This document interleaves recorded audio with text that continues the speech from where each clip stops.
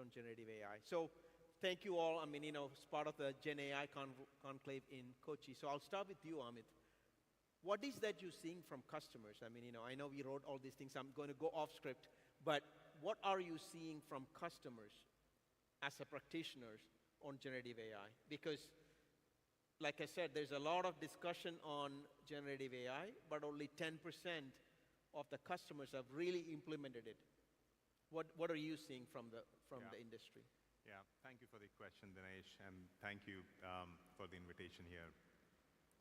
Look, generative AI has created a lot of excitement, as we all know, right? And this conference is an example of that. Everybody wants to be part of it. It's being talked about in every boardroom and every C-suite. Everybody wants to infuse generative AI in their products. They want to infuse generative AI in their operations. However, there are lots and lots of challenges. Challenges around data, challenges around models, challenges around governance, challenges around how do you train the users and how do you drive adoption. So what we really are seeing, while there is a lot of excitement, barely 10% of the companies are scaling up one or two use cases. 40 to 50% of the companies have lots of POCs going on, probably too many POCs going on, and they do not have a clear pathway to scale ups. And the conversations we are having with this category of customer is how do you prune down, how do you kill POCs which are not going to benefit you and really focus on 3 to 5, which will have a business impact. And then there are another 40, 50% of the companies who have barely started. They don't really know, given the complexity, on where to start from. And the biggest thing there we are trying to do is trying to evangelize with the leaders, with the C-suite, that be advocate for generative AI. Find a use case, find a technology partner, and start playing with it. So that's some of the things we are seeing in the market. So, Abhishek, I will ask you, because you obviously have a lot of exposure that is critical, because ratings are never easy, right? I mean, you know better than anyone else. But these companies depend on these ratings because there's bonds and everything else that ratings comes with it. How are you seeing yourself using generative AI? I mean, kind of give a color on the usage of generative AI within and some of the challenges, right, that real customers are facing. Yeah. Well, thanks, Dinesh. And should I use this as well? Maybe this is good enough, right? First One of is all, a generative AI mic. And yeah, no, I think so. I mean, this is great. Thank you. First of all, thanks for welcoming to this beautiful city here. So thanks to IBM and the state of Kerala for doing that. I think from an S&P standpoint, for us, everything starts with the client first. So a couple of things that you spoke in your keynote earlier really resonates with us as well in terms of how we see our both clients evolving, also how we evolving internally to drive the outcomes on the use of AI or generative AI in the workflows that we do every day. When I say client, I mean everyone who's really looking to adapt. I mean, so you said ratings as one aspect of S&P. We are probably the largest and the foremost provider of data, analytics, and ratings and benchmarks in the world right now. With that said, there is a lot of data that sits within the larger organization that really needs to be clean. It has to be channel agnostic. It has to be AI ready for some of our clients who are adopting it. And just piggybacking on what just Amit said, a lot of clients are in different parts of their journey, honestly speaking, because some of them are on high adoption level, and then some of them are still scratching the surface, doing some POCs. For what we do really well is enabling them in that journey in the sense of how they can consume data in different ways that S&P can actually provide that to them. And for us to do that, we need to clean everything underneath it from a foundational standpoint. When it comes to data lifecycle, every component of this, from a fabric to how the sourcing of data happens, there's a lot of areas where the workflow that GenAI presents today is really helping our researchers, making lives of our clients easier. So I think for us, as I said, building on capability, partnering with companies like IBM and others to kind of really build those capabilities as we move along. I talked about culture, which I personally experience, because I have a large dev organization. We talked about tops down versus bottoms up approach. How do we change the culture that it sticks? Like, what is your experience at S&P? Yeah, we were just having a breakfast this morning, and I think we were sharing some notes here or chit-chatting. But I think one of the things that it's a journey that we've been embarked upon within S&P for almost 7 years now. So this started with basic, RPA to start with, because that was a big low-hanging fruit where you can actually really automate some of the functions there. And that journey has evolved because it's almost groundswell that we've created in the organization. So people get incentivized in terms of really moving the dial up in terms of where the efficiencies can be built from an operational standpoint. But beyond the operational standpoint, we see the same problems that our clients are facing each day. When it comes to data wrangling, it comes to data management, it comes to cleaning data. So we're now almost on the verge of using some of our internal capabilities, and how can we take this forward? So that really gives employees a really good incentive to think about that innovation is not just internal to us, it's about expanding this to the client end where you can take the value and they can deliver more value in the organization. So I 100% agree with you that there is a culture element to change, and that change has to come from the groundswell that you can create in the organization, the training, the upskilling, everything else that we talk about is critical to the culture part of it. So, yeah. So, very true. I mean, I want to talk to Elias. Very interesting story. Elias is a PhD doctorate in mathematics, so he's very well versed in data and everything around machine learning. And when I first met Elias, I mean, it was a fantastic story where he's a pioneer in saying, how can I bring generative AI into soccer, into sports? And he really embarked on a journey by which now everyone else is trying to do the same. But what is interesting about the story of Sevilla is, I didn't know this, but there's someone called a scout advisor who goes and looks at the players and takes notes, which is all done manually, and then they come back to Spain, right, Sevilla, and then they all get together and they'll compare notes. But the notes are not that easy. So a forward is called a tank. I mean, who calls tank? I thought it was a real tank. But then I realized they call a tank is a forward who is really good. So there's a lot of slangs in this language, but using generative AI, Elias and team has completely transformed, optimized, and automated it. So I really want you to hear Elias' story, which is fascinating from a soccer club perspective. So Elias, I mean, tell the audience what you did with Scout Advisor, which is all about scouting for players. Yeah. So first of all, thank you very much for inviting me here to Kochi and also to India, because for Sevilla FC, India is one of our main countries to expand ourselves, to get people know ourselves, and we have partners here in India. So for us, India is not like another country; it's a main country. So even more important to be here. So the question is pretty easy. And this is not how to use AI, it's having the right question to be solved and finding the right tool or the right methodology to solve it, and this end up being AI. So the situation was pretty easy. Sevilla FC was working with data massively for the last 5 years.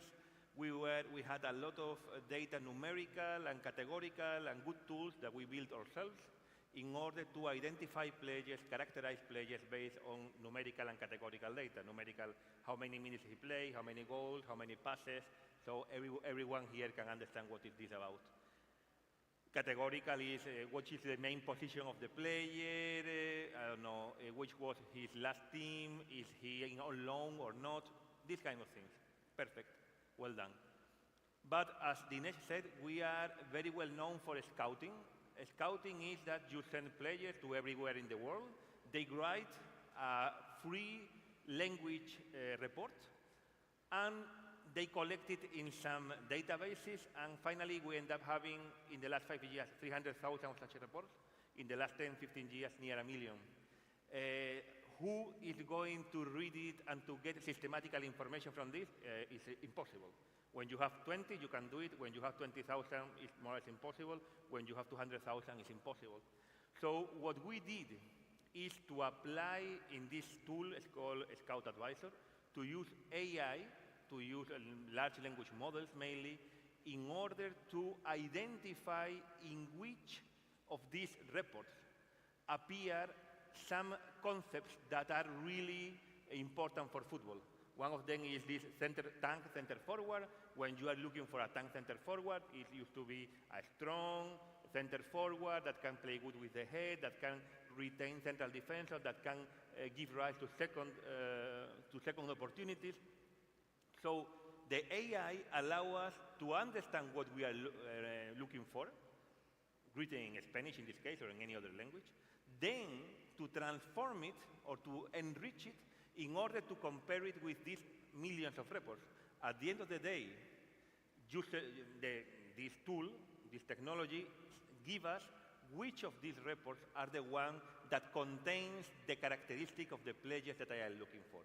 So in this way, we were able to describe a player or to identify players using numbers and categories that can be typically collected through sensors in the pitch, but also using systematically human expertise.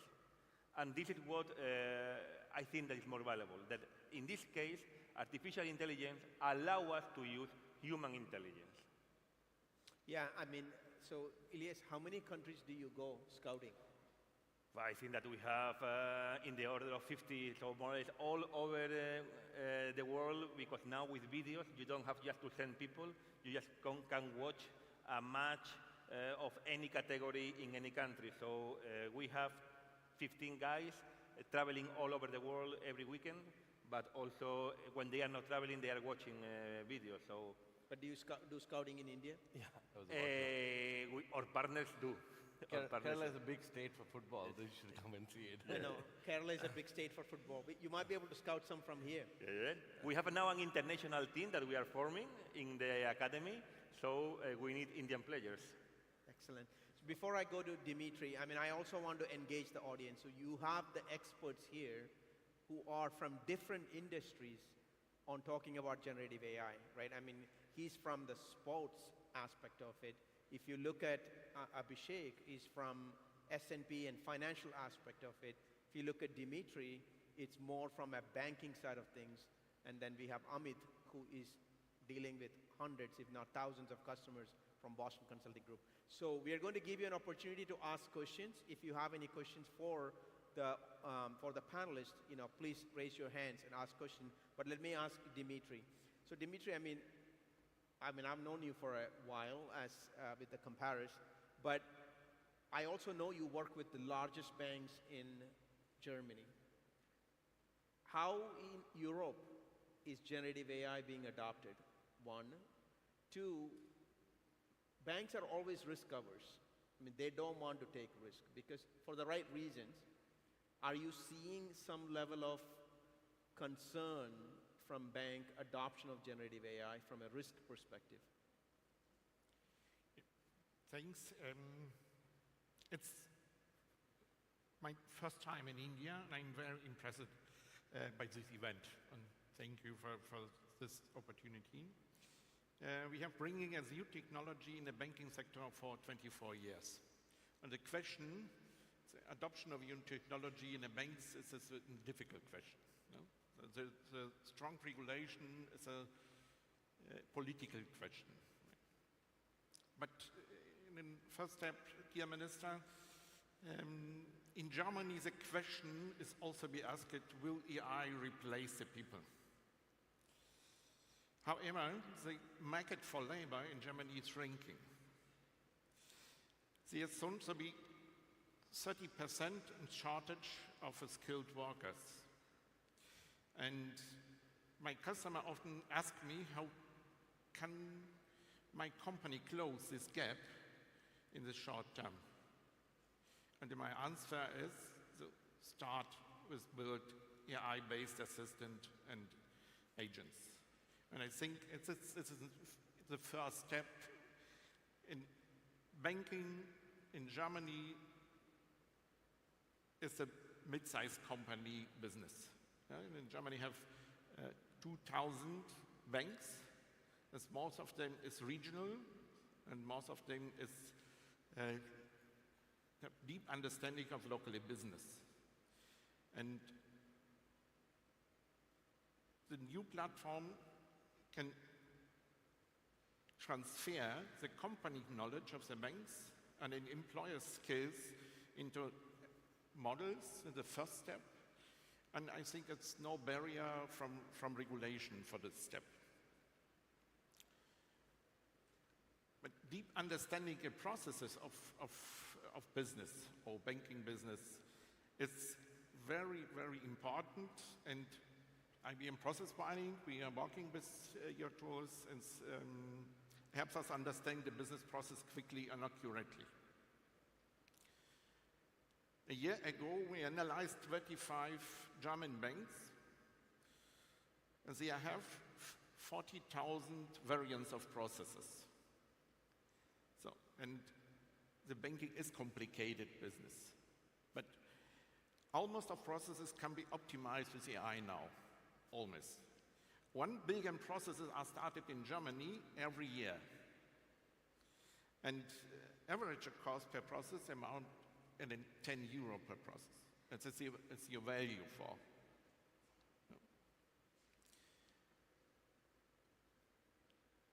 A bot trained in company knowledge called support staff in all times. Yeah. But for now, regulations say so only rule-based decision is allowed in a banking. So the other parts of processes you can outperform with AI-based assistants and AI-based agents. And generative AI can cut back office cost, I think it's more than 5 or 10%, but so the strategy consultant says now. No? Yeah.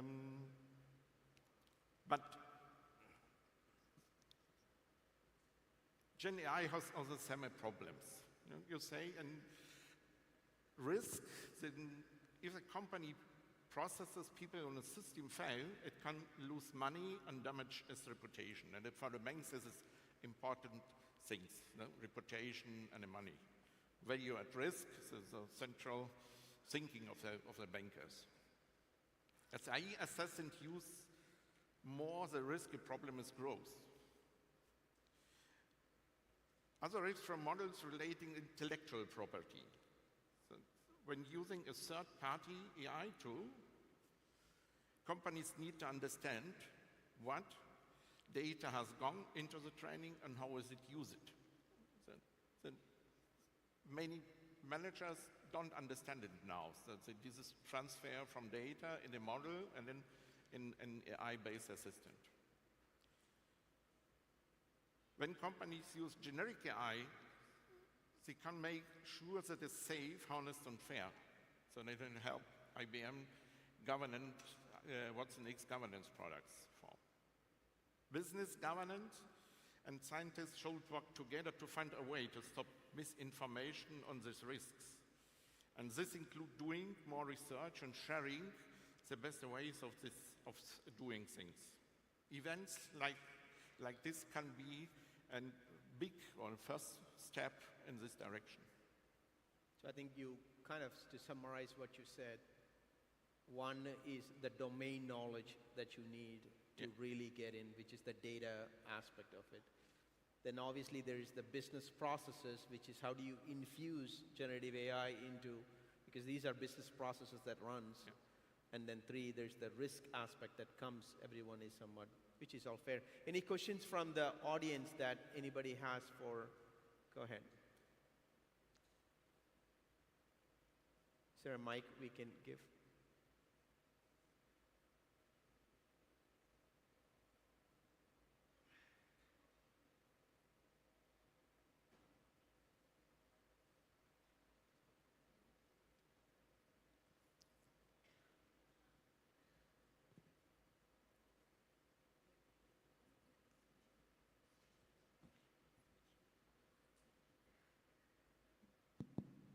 Yes, good afternoon.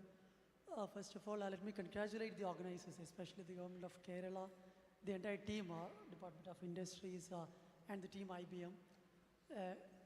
Big rounds of applause to the entire team. So my query is, we talk much on AI and the data and all. So, but in the West, they talk on the data privacy. Data privacy is on one side, and the openness towards the AI on the other side. So how do we defend these, both of these legally, ethically, sometimes politically? So that is my query. I mean, we were actually talking about that exact same thing on the data. I mean, the data privacy. How do we make sure that, you know, the data that we use for fine-tuning a model is not PII data, but it's your data, right? Trusted data, rather than the data that, you know, it's out there. That is one of the major reasons why a lot of enterprises are hesitant to adopt generative AIs, because they don't know what the data has been used to train these models, what kind of privacy rules, PII data, all those things has been touched. And you see some of the lawsuits that's happening against some of the other vendors because all kind of data has been used that is not copyrighted, all those things. So totally 100%, I think that's one of the biggest challenges. I mean, Abhishek, you probably... I think Dinesh touched on it already, but I think just to add to it, so for example, let's take S&P as an example. We go back in financials, if you want to go back in the time series, 1960. So if you want to really do a full regression on something, the financials go back to 1960 in our own products today. I mean, I think that's massive. I mean, I think it's hard to find that. But that is your goal, literally speaking. You want to protect it. You want to make sure that it doesn't go out of your environment. So we do partner with data distribution companies to be agnostic of the channel, because our clients are using various platforms today or various cloud providers in terms of how they use it. But we keep the data in our environment, and it actually works very, very seamlessly with the partnership that we grow with that. But the critical point that Dinesh said, it is a very, very important topic today around how you protect, how you build, and then regulation around the corner around these things. Most countries are looking at not only data privacy regulations, but how GenAI operates in the same framework. So there's going to be a lot of change in the industry around these things, but I think what is critical is that companies would always look to protect it in some shape or size, however they can do that in terms of protecting their true value that comes through the value that they have in the organization. So, no, I agree with that. And there's also, I think, data locality and sovereign data. So I'm happy to add, and also connect with the previous point, right? Everybody's trying, lots of POCs are going on, but we talked about only 10% of the companies are scaling up. And there are many factors, but this one is a very, very important factor, right? Like every board, every C-suite, every government is very concerned about the ethics aspect of it. And they should be concerned about the ethics aspect, as Abhishek was talking, right? Like companies have been built in decades, and a lot of trust has been built in. And every company has to think about, hey, if I use this particular model, if I use this data, will this cause a risk to my business? Will it erode the trust? Will I be able to answer to my shareholders, my employees, my society in years to come? That's one of the very important questions which is being asked in every company, every government. So, was there an... Go ahead. Oh, go ahead. Sorry. Go ahead.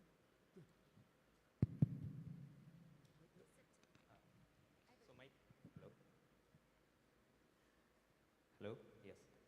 So my question is on Dr. Elias Zamora. So I was thinking, like, what is the opportunity of multimodal generative AI, particularly in sports, since we are not talking about the text, right?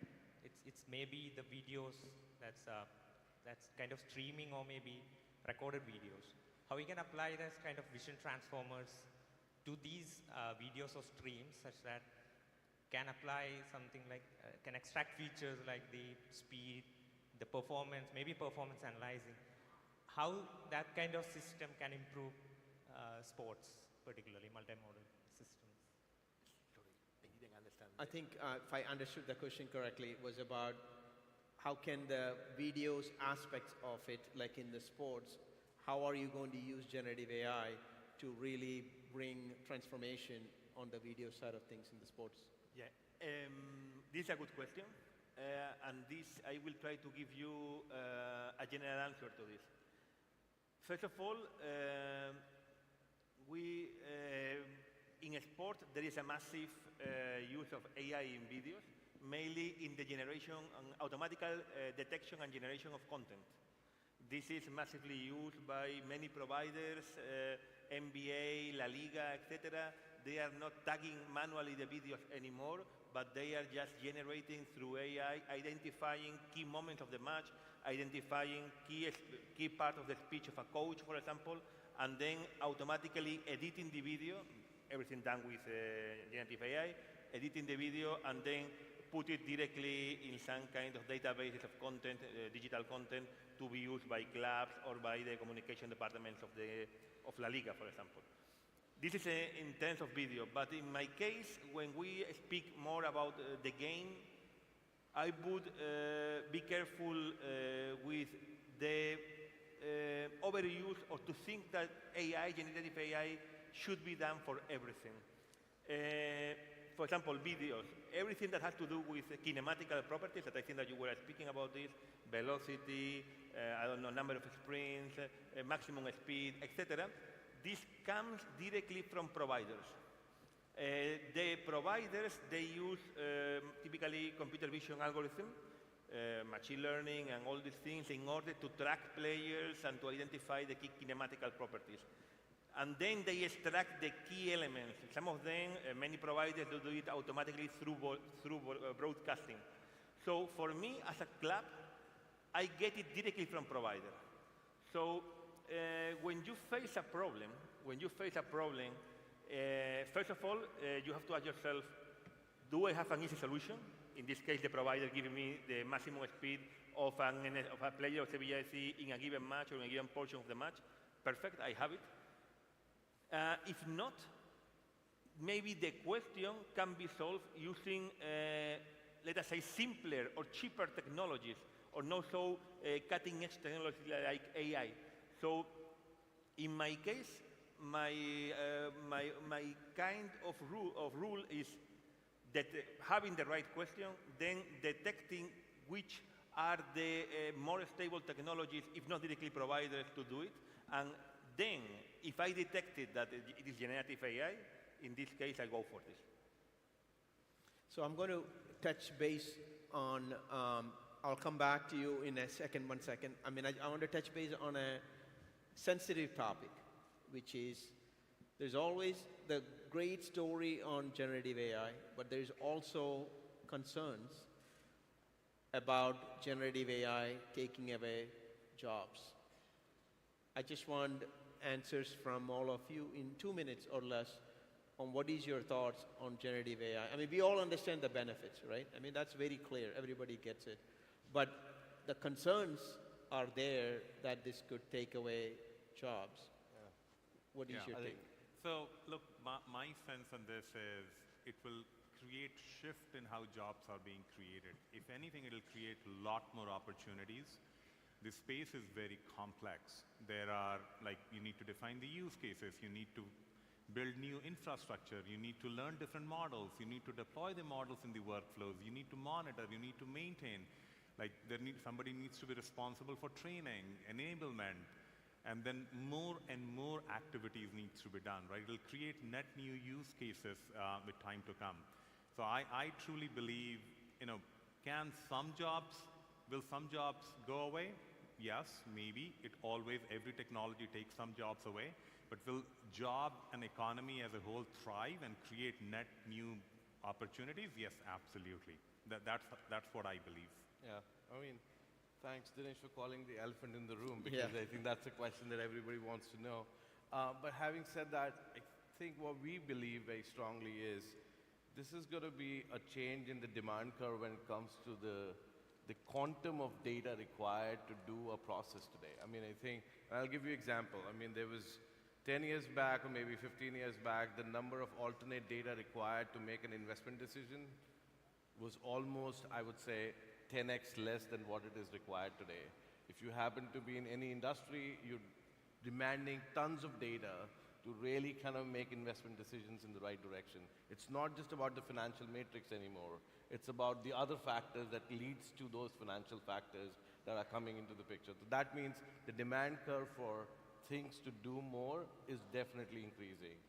Another analogy that works really well for me for many years is, if you happen to be a Formula One fan here, anyone who's a Formula One fan here and follows it, there used to be 10 years back, they would take maybe about 3 minutes or maybe a minute or more into changing tires, putting the fuel back in, but there were only 9 people there. Today there are 40 people with 10 seconds or maybe 9 seconds. The Red Bull, last record was like a 9 second or something. The number of people has still increased, but the value is shifting. I think the value shift is the biggest element here, which we can kind of forget when it comes to technology advancements.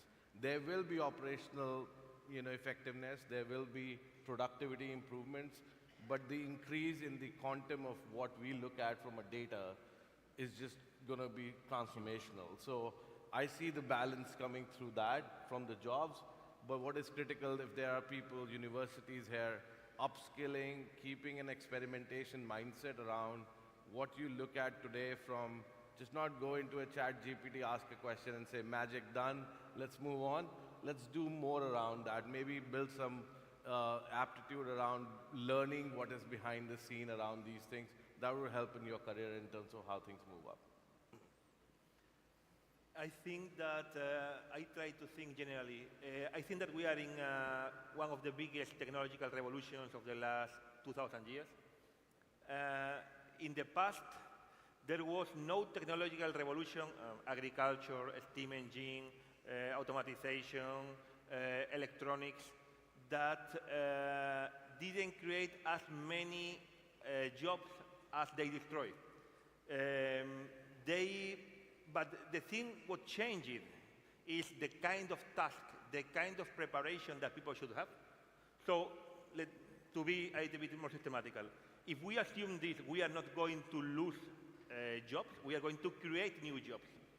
And to create new jobs, it is what was here said, we will need a dramatically different kind of skills that people should have. I always say the same. I was doing a postdoc 2008, 2011 in Switzerland. Now, things that I am doing in my daily job in Sevilla FC are things that were done in purely research academical activities in ETH Zurich in 2008, 2011. Only for a minority of people that were interested in topics, now it's everywhere. So what we are going to face is that new and probably even more activities or new tasks are going to be created, as we have already lived with the digital revolution. We don't live better than 20 years ago. We do more things, but they are different. They are of higher level. But they are going to be more abstract. They are going to be, you are going to need more technological education. You are going to need more mathematical education. Probably this is going to be the change in the education that people have. And because of that, the educational system is even more important than 20 years ago. What is your thoughts, Dmitri? I think in the last month, we realized 3 important projects for our customers. Since the first one is an assistant for automatic customer support in a call center for many banks. A company working with 100 banks. So every 2 minutes, it is switch with calling for an agent in other business context. So it's real pressure for many people in this situation. So then I think an AI-based model can help people to working on this pressure in such situation. So it's a question, is AI technology and AI assistance is my friend. So it's acceptance for people is a very important part of the technology transfer. The data is very important. You say, okay, the banks, I think the bank perspective, have enough data for transfer. So we have data from last 5 or 10 years. You can train on using for fine-tuning. You have enough information and conversation. But the understanding what's in the good dialogues and then what's the people's skill to be transferred in this technology. It's a very, very important discussion with our customer now, in day 2. That's really good. We will take the last question because we are at the top of the hour. There was a question in the back. Go ahead. Hello, sir. Hello, sir. Nirmal, sir. IBM's Nirmal, sir. Sir, what are your tips regarding a Kerala-specific LLM, large language model, Kerala-specific or Malayalam-specific? And the second question is regarding institutionalized lending assisted by GAI.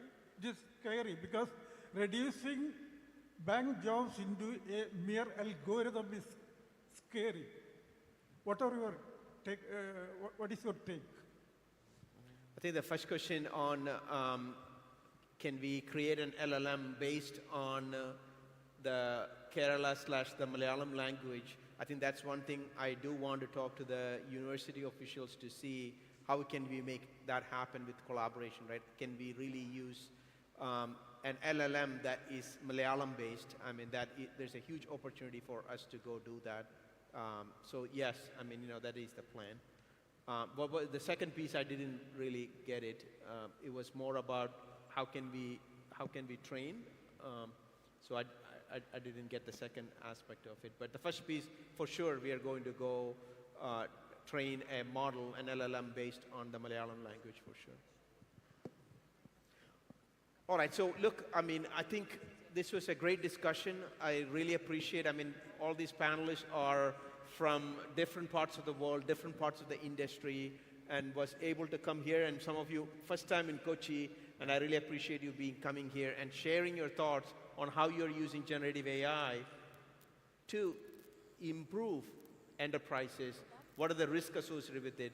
So thank you to all of you for being here and helping our audience understand it better. Thank you for having us. Ladies and gentlemen, a huge applause to the moderator and the panelists, and we request the gentlemen to please stay back as we take this moment to show our gratitude for your time and presence, requesting the team to bring out the plaques on stage, and request our session chair, the moderator, Mr. Dinesh Nirmal, to do the honors for the 4 fantastic panelists we've had right here today. With a huge round of applause, ladies and gentlemen, once again, for the panelists and for the moderator.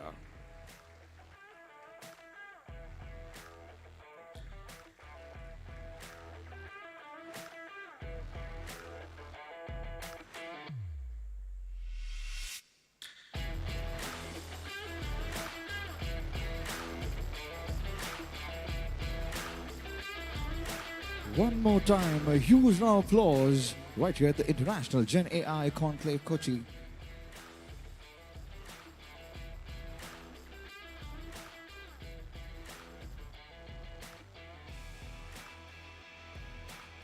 Thank you, gentlemen.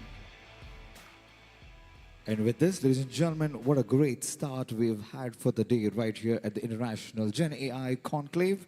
And now we segue in and move on to the next segment. It's one of the most exciting bit of the day.